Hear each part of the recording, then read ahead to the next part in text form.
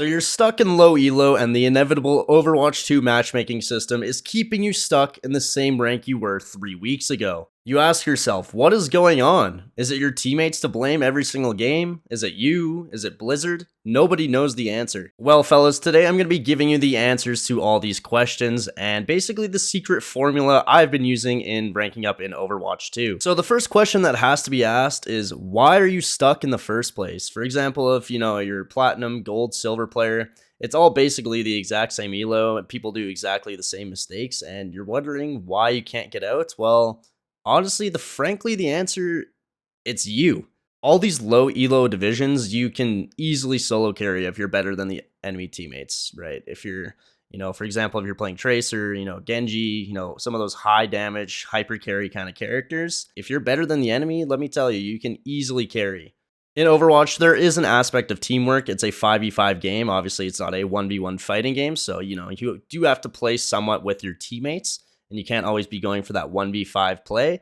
And in today's video, I'm going to be going over some of those things that you can be doing, consciously making an effort, and hopefully some of these tips and tricks in this video help you guys and, give you that formula for success. So the first thing you can do inside of a game is learning when to counterpick. You have to understand what the enemy team comp is trying to do and what your team comp is trying to do.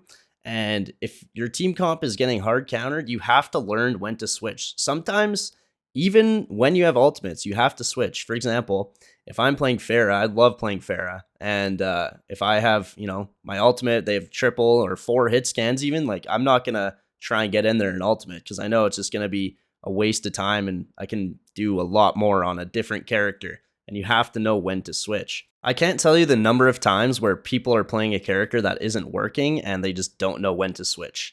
A great example I've been seeing recently in my rank games is people are just spam picking Doomfist, and Hog's really, really good right now, and people are just getting farmed by Roadhog. Especially these Doomfist players, they're literally just getting farmed on cooldown by Roadhog every single game. So whatever role you're playing, whether it be tank, DPS, or support, always make sure you have, 3 to 4 characters that you like to play, and they're going to be good in different situations. For me, like a DPS, I like playing couple hit scans. I like playing, Cassidy. I like playing Pharah, Junkrat, lots of different variety for different team compositions. And it just makes the game so much easier when you can actually switch. And if your teammates aren't switching and you think like, a pick would be better in this situation, just use your comms. Like, it's not hard. And that's going to lead me into my next point, right? The most important thing in Overwatch is teamwork. I was talking about teamwork a little bit before in these lower elos, how it isn't as important, but I'm not going to lie, if you're playing tank and you're not communicating, it makes the game so much harder. I really want to stress this enough that if you communicate in your games, that makes the game so much easier to play, especially if you're, for example, there's a Tracer in your back line and it's like, oh, there's a Tracer behind us, turn on them kind of thing. And then people actually turn and look rather than just not saying a word. Your healers get farmed, you lose the team fight, and it just makes the game so much harder. Even the simplest callouts go the longest way. You don't have to be calming the entire game and, kind of shot calling for your team. Even just little things like, oh, this guy's 1 HP kind of thing makes the huge difference in game and just makes it so much easier to play.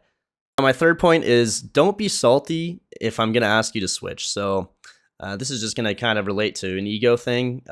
It's not as bad in Overwatch as it is in other games, but there's times where, you ask somebody to switch when they're not doing too good, and then they just don't want to switch, and it's just like, it just makes the game so unplayable.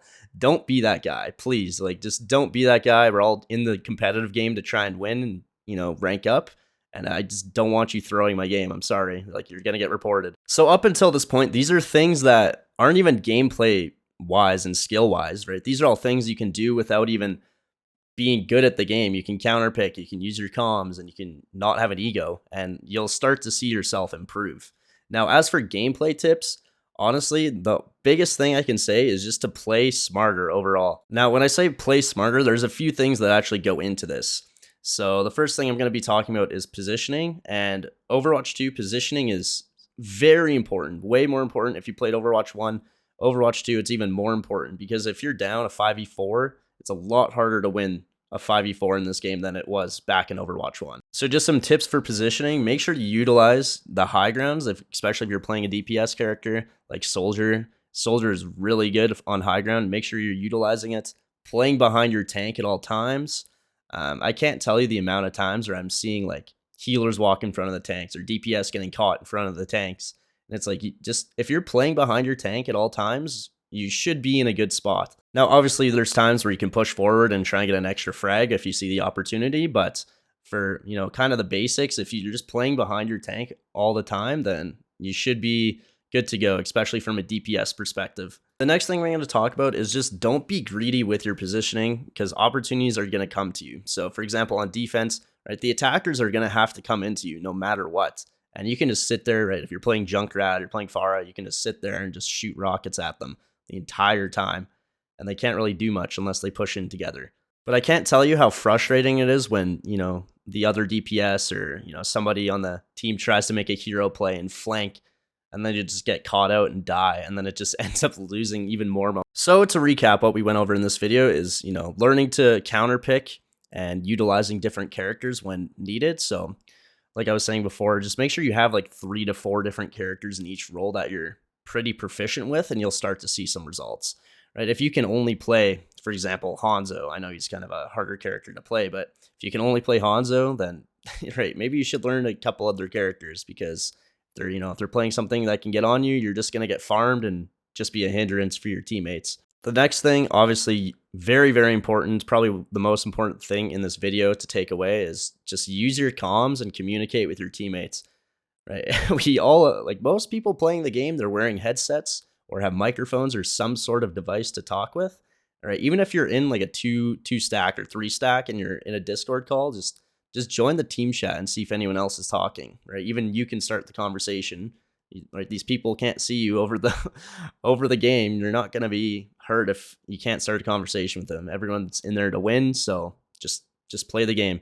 The next one, obviously, don't have an ego. Right, it's just so annoying when people have egos and don't want to switch. And then last but not least, like if you can just play smarter, play behind your tanks, use high ground, right?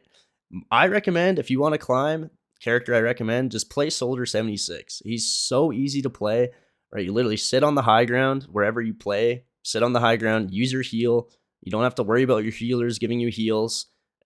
You're very self-sufficient. You can frag easily, get a lot of executes. Like he's such a good character to carry yourself with, and like I definitely recommend him, and it's really good to learn the basics with. So with all that being said, that's the secret formula to success in Overwatch 2. Very, very basic stuff, guys. Like I can't explain to you how easy it is to actually just implement this into your own gameplay and start climbing. But you just have to be willing to do it. The big thing too is just communicate, drop your ego. It's super, super important.